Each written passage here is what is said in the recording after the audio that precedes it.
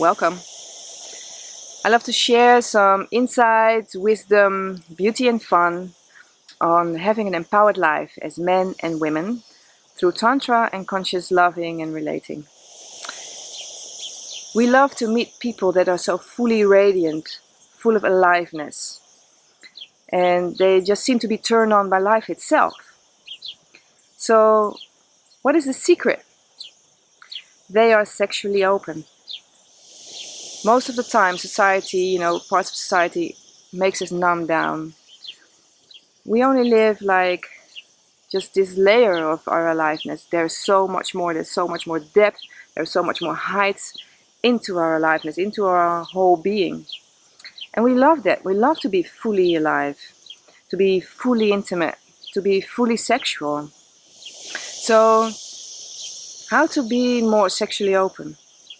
There are 3 ways to become more sexually open. So one is, just know that we are orgasmic beings. We can feel so much, our senses can give us so much, and yet the word orgasm or being orgasmic relates just only to this small sexual thing that we've learned, that's the peak orgasm in sexuality. And it's such a shame because there's so much more, whether that's in our bedrooms or just in our daily life, like me sitting here in this beautiful nature, taking that really in. So now I can, feeling into it, and I get a little goosebumpy here.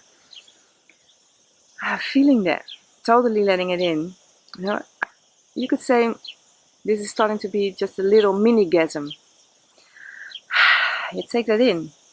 So go into more of your mini-gasms by using your senses, like when you see a beautiful color, or like me now looking at this beautiful nature where the sunlight reflects, amazingly on the green of the leaves, which you cannot see now, but it's probably over there as well, what you can see behind me. So this reflecting, I really take in. And really let me be touched by it. So let yourself be more touched by everything you encounter in life, whether that's a sip of water, a beautiful sight, lovely music where you feel like dancing, or just sit really still and drink it in. And then let the energy move you a little bit, like open up to it, move with it, enjoy it. 2, be as true and real as you can be. Authenticity brings you right into bliss. So radical self-love. When you really adapt the word radical self-love, you make different choices. Without, even understand the concept. You don't have to understand it. When I say be in radical self-love, you would be more of you would make different choices on the spot, and crack open. Totally. Crack open to the light, and let the light pour out of you. Be more of the light that you can be, just be there. And you don't have to make people happy, People make themselves happy. So you can be just you, and by being you, that's the funny part of it, by really being you fully, you make people happy because you're so authentic. And that, that radiates. That's the sexual openness as well. Number 3, heal your sexuality. We are so, in our sexuality, we're not really healthy yet, as a society and as a collective.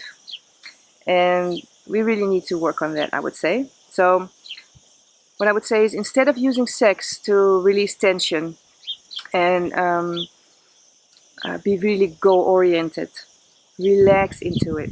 Relax into your sex. And